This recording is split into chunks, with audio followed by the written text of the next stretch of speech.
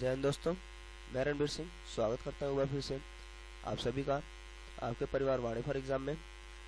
तो दोस्तों, ये जीएस प्रैक्टिस सेट चल रहा है और जो आगामी सभी परीक्षाओं के लिए महत्वपूर्ण रहने वाले हैं। जो भी परीक्षाएं आने वाली हैं और बड़ी परीक्षा से लेकर छोटी परीक्षा सभी के लिए महत्वपूर्ण रहने वाले हैं। तो ये प्रैक्टिस सेट देखते रहिए और वीडियो शुरू करें उससे पहले यदि आप चैनल पर पहली बार विजिट किए हैं तो प्लीज़ चैनल को सब्सक्राइब कर लीजिए, साथ ही साथ नोटिफिकेशन बेल को ऑन कर लीजिए जिससे मिल सकेगा नोटिफिकेशन सबसे पहले। और ऑल पे क्लिक करना बिल्कुल ना भूलें, बेल आइकन को दोस्तों के साथ शेयर करना बिल्कुल ना भूलें। लाइक करिए वीडियो को। चलिए शुरू करते हैं। ये प्रश्न था आपका पिछले सेट का, तो इसका आंसर कमेंट बॉक्स में आपको देना था। तो मैं इसको देखता हूँ कि स्वतंत्रता सेनानी ने महात्मा गांधी को पहली बार राष्ट्रपिता कहकर संबोधित किया था। तो जवाहरलाल नेहरू, सुभाष चंद्र बोस, सरोजिनी नायडू, चंद्रशेखर आजाद। तो ये बड़ा इजी सा क्वेश्चन है। सुभाष चंद्र बोस ने सबसे पहले इन्हें राष्ट्रपिता कहा था, और वो भी कहाँ से कहा था? ये सिंगापुर से इन्होंने कहा था, सिंगापुर से। ठीक है, सिंगापुर से रेडियो प्रसारण चल रहा था उसमें। ठीक है, रेडियो के माध्यम से। और ये जो अगर हम बिल्कुल फिक्स टाइम की बात कर ले तो 6 जुलाई 1944 को। ठीक है, यानी कि प्रथम विश्व युद्ध चल रहा था, और द्वितीय विश्व युद्ध चल रहा था, है ना। 1939 से लेकर के 46 तक था द्वितीय विश्व युद्ध।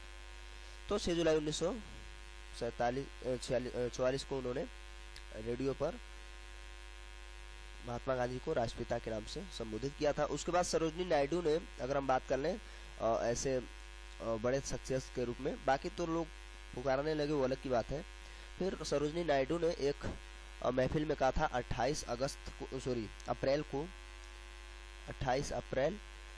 1947 को। ठीक है, तो सरोजिनी नायडू ने दूसरी बार इन्हें राष्ट्रपिता कहा था। यदि बहुत डीप बनेगा तो ये दूसरा नंबर पूछ सकता है। तो फिलहाल इसका करेक्ट आंसर क्या हो जाएगा? सुभाष चंद्र बोस। चलिए हम लोग प्रश्न की ओर चलते हैं। भौतिक शास्त्र में नोबेल पुरस्कार जीतने वाले प्रथम भारतीय व्यक्ति का नाम बताएं। तो प्रथम भारतीय व्यक्ति जो भौतिक से जीते हैं वो तो हो जाएंगे सीवी रमन, है ना। सीवी रमन जी हो जाएंगे, जिनको 1930 में नोबेल पुरस्कार मिला था। और ये प्रकाश के प्रकीर्णन से संबंधित था, जिसे रमन प्रकीर्णन भी कहा जाता है। ठीक है, तो ये याद रखेंगे इनका मतलब फिजिक्स के क्षेत्र में। अगर ऐसे सबसे पहले अगर हम बात कर लें, सबसे पहले भारत में किसको मिल गया था? तो 1913 में मिला था उनको, अपने रविन्द्रनाथ टैगोर जी को, है ना। 1901 में देखिए शुरू हुआ था सबसे पहले नोबेल पुरस्कार, और 1913 में 12 साल बाद मिल गया था गीतांजलि के लिए साहित्य के क्षेत्र में, और जो एशिया में पहले थे रविन्द्रनाथ टैगोर जी को।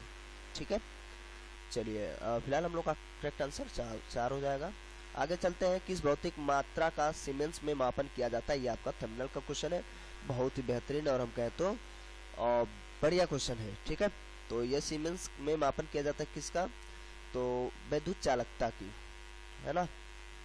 विद्युत चालकता को किसमें मापा जाता है? सीमेंस में। ठीक है, और बाकी जो विभव है, ये विभवांतर मतलब वोल्ट। ठीक है, और प्रवाह धारा आई एम्पियर, है ना। अपवर्तनांक तो अलग बात है। तो ये हो जाएगा आपका सीमेंस में। और जिसको अगर हम दर्शाना चाहें कि जो प्रतिरोध का जो विद्युत चालकता होता है, प्रतिरोध का क्या होता है? अपोजिट होता है। या हम कहें जैसे विद्युत का जो प्रतिरोध होता है, यानी कि ओम, उसका जो मात्रक होता है उसका, इसको हम ऐसे लिख सकते हैं। या विद्युत चालकता जो हो जाएगा, इसकी सीमेंस जो हो जाएगी, सीमेंस बराबर 1/ओम, है ना, जिसे हम प्रतिरोध कहते हैं। तो प्रतिरोध का मात्रक क्या हो जाता है? ओम होता है। ठीक है, तो ये भी याद रखेंगे, बढ़िया सा क्वेश्चन है। यूनिक टाइप का। निम्न में से एक विकल्प को छोड़कर बाकी सभी लोक अदालत के लक्ष्य हैं। वह विकल्प कौन सा है जो लोक अदालत का लक्ष्य नहीं है? अच्छा, वह विकल्प क्या है? क्या है? छोड़कर बाकी सभी लोक अदालत के लक्ष्य हैं। कमजोर वर्ग के लिए न्याय सुनिश्चित करना, मामलों को बड़ी मात्रा में निपटाना, आम आदमी के हाथों में शासन करने का अधिकार सौंपना, और लागत और देरी को न्यूनतम करना। ये लागत और दूरी हो सकता है, मुझे लगता है इससे कोई। फिलहाल इसका जो करेक्ट आंसर होगा, आम आदमी के हाथों में शासन को सौंपना, ये लोक अदालत का लक्ष्य नहीं है। ठीक है, और यही करेक्ट आंसर हो भी जाएगा। नेक्स्ट चलते हैं हम लोग। सतत पोषणीय विकास से क्या अभिप्राय है? तो ऐसा विकास जिससे पर्यावरण दूषित हो, बिल्कुल गलत बात है। ऐसा विकास जो कुछ समय के लिए हो, नहीं, सतत तक की बात हो रही है। जिससे विकास जिससे पर्यावरण को कोई हानि ना पहुंचे, बिल्कुल ये करेक्ट आंसर होगा। आपके एनवायरनमेंट से क्वेश्चन ये बना हुआ है, बहुत बढ़िया क्वेश्चन है। आगे चलते हैं हम लोग। अ सुटेबल बॉय पुस्तक के लेखक कौन है? तो इसके जो लेखक हो जाएंगे, करेक्ट आंसर विक्रम सेठ। ठीक है, विक्रम सेठ जो है अ सुटेबल बॉय पुस्तक के लेखक है। और वो उस समय जो उपन्यास था उसमें सबसे बड़ी उपन्यासों में से एक था। इसमें इसको प्रकाशन किया गया था 1993 के समय में, है ना। और इसमें जो पेजों की संख्या थी, ऐसे पृष्ठों की संख्या 1350 के आसपास, या 1349 पेज, ऐसा कुछ आंकड़े मिलते हैं। तो सबसे बड़ी में से एक है, और जो विक्रम सेठ ने इसको लिखा था। इसी का एक सीक्वल निकला, बाद में लिखा गया अ सुटेबल गर्ल्स। ठीक है, अ सुटेबल गर्ल, इसी का सीक्वल आया था। ठीक है, जो कब आया? 2017 में। ये याद रखेंगे आप लोग। चलिए आगे चलते हैं हम लोग। आगे क्या है, तो पीछे चले आए। चलिए आगे चलते हैं। किस संविधान संशोधन को लघु संविधान कहा जाता है? तो ये बड़ा इजी सा क्वेश्चन है और बहुत बढ़िया सा क्वेश्चन है। जो लघु संविधान कहा जाता है 42वें संविधान संशोधन अधिनियम 1976 को। ठीक है, इसमें काफी कुछ काम हुए, जिसमें महत्वपूर्ण हम कहें तो पर्यावरण को इसी में जोड़ने का काम किया गया था 48A के तहत, है ना। पर्यावरण को संरक्षण प्रदान करने का प्रावधान इसी के तहत ऐड किया गया था। और बाकी चीजें जैसे 39A, यानी कि निःशुल्क कानूनी व्यवस्था हो, है ना।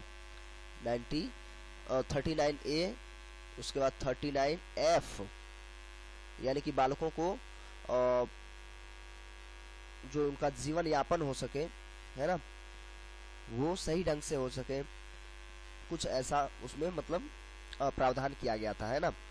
वातावरण ठीक ठाक हो, तो ये कुछ ऐसे प्रावधान बढ़िया बढ़िया थे इसमें। इसे 42वें संविधान संशोधन को क्या कहा गया है? लघु संविधान। और ये 7वां संविधान संशोधन जानते हैं, जवाहरलाल नेहरू ने किया था इस संविधान संशोधन को, और इसी के तहत राजा रजवाड़ों का काम खत्म कर दिया गया था। जो उन सेना रखने का अधिकार, बाकी और कुछ अधिकार, ये सब यहीं पे निपटा दिया गया। और यहीं पे निकल के आता है 14 राज्य और 6 केंद्र शासित प्रदेशों का उल्लेख यहीं से शुरू होता है। यानी यहाँ पे इतने 14 राज्य और 6 केंद्र शासित प्रदेशों का प्रावधान किया गया, जिसे हम कहते हैं राज्य पुनर्गठन अधिनियम। 7वें संविधान संशोधन को हम कह सकते हैं। ठीक है, इसका नाम ही यही है, राज्य पुनर्गठन अधिनियम 1956। और इसके बाद फिर उनकी मृत्यु भी हो जाती है, लेकिन फिर भी काफी टाइम था, तो ये बहुत बढ़िया काम था। उसके बाद 24वां संविधान संशोधन अधिनियम 1971 में कर दिया गया था। ये कम से कम डेट याद रहेगा, है ना। और इसमें हुआ क्या था, जैसे हमारा संविधान जो है, हमारी संसद जो है वो ब्रिटेन के संसद के इक्वल है, लेकिन वहाँ का संसद सर्वोपरि है। हमने इसमें बताया कि हमारे यहाँ संविधान सर्वोपरि होगा। ठीक है, तो इस संविधान संशोधन में संविधान को सर्वोपरि करने का प्रावधान किया गया। कुल मिला के ये है 1971 में। और अगर इसकी भी बात कर ले 44वां संविधान संशोधन अधिनियम 1978 को, तो इसमें भी ठीक ठाक काम हुआ था, है ना। और इसमें 38A जोड़ दिया गया, 38A जोड़ा गया। इसमें क्या था, आय की विषमताओं को दूर किया जाने का प्रयास राज्य करेगा, इसका प्रावधान है। यानी कि राज्य कोशिश करेगा कि जो इनकम के सोर्सेज है, यानी कमाने का सोर्सेज या आय की जो विषमताएं हैं वो दूर हो सके। ठीक है, तो आय की असमानता को दूर करने का प्रयास करेगा कौन? राज्य। राज्य मतलब शासन। ठीक है, तो ये 44वां संविधान संशोधन के तहत 1978 में जोड़ा गया था। और 44वां कह रहे हैं तो एक आर्टिकल भी याद आने लगा होगा आप लोगों को। 44वां अनुच्छेद 44 जो क्या है? यूनिफॉर्म सिविल कोड है, जिसे हम कहते हैं संविधान। एक ही संविधान होता है जिसे हम कहते हैं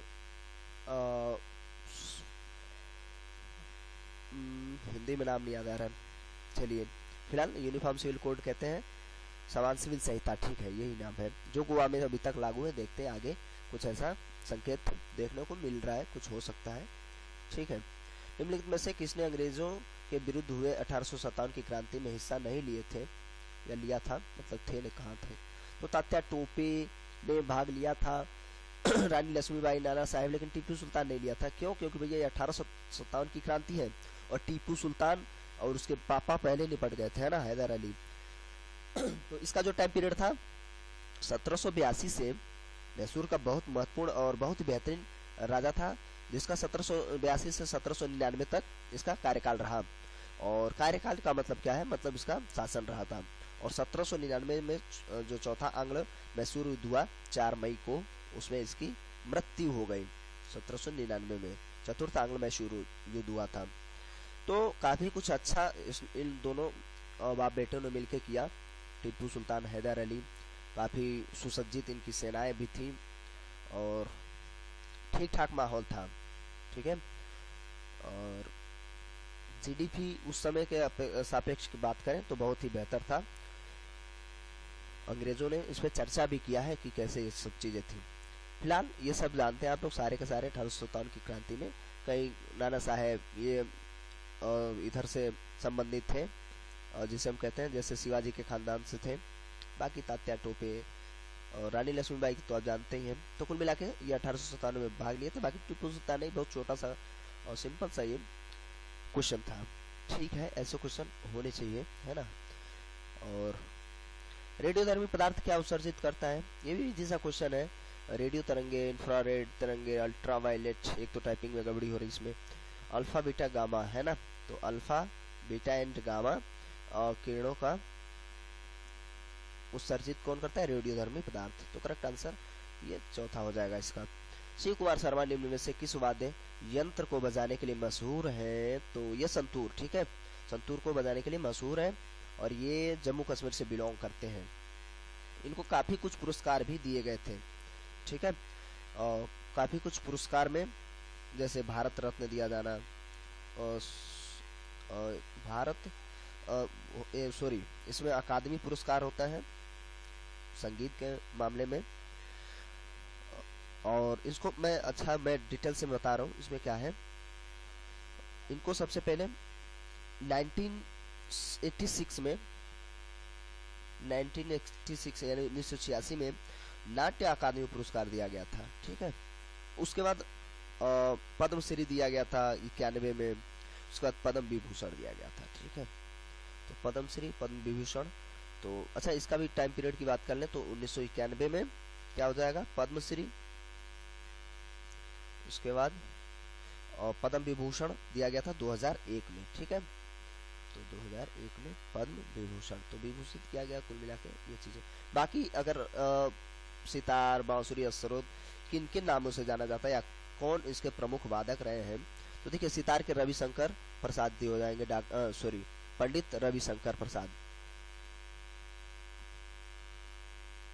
ठीक है, ये याद रखेंगे आप लोग। और बांसुरी को तो सभी लोग जानते हैं, पंडित हरि प्रसाद चौरसिया, सभी जानते हैं। उसके बाद सरोद वादक की बात कर लें, जो प्रमुख थे अमजद अली खां, अमजद अली खां, इन सब के नाम से इन वाद्य यंत्रों को याद किया जाता है। तो ये कुछ बेहतरीन सा क्वेश्चन हम कहें इसे, है ना, जरूरी भी होता है ऐसे क्वेश्चन। पोलियो तथा चेचक की बीमारियों के होने का क्या कारण है? तो इसमें जीवाणु नहीं, ये विषाणु से होता है। ठीक है, स्मॉल पॉक्स जैसी बीमारी है इसमें। बाकी पोलियो जैसे आपके रीढ़ की हड्डी को प्रभावित करता है, तो ये विषाणुओं से होने वाले रोग हैं। आगे आपके लिए क्वेश्चन है जिसका आप कमेंट बॉक्स में जवाब देंगे।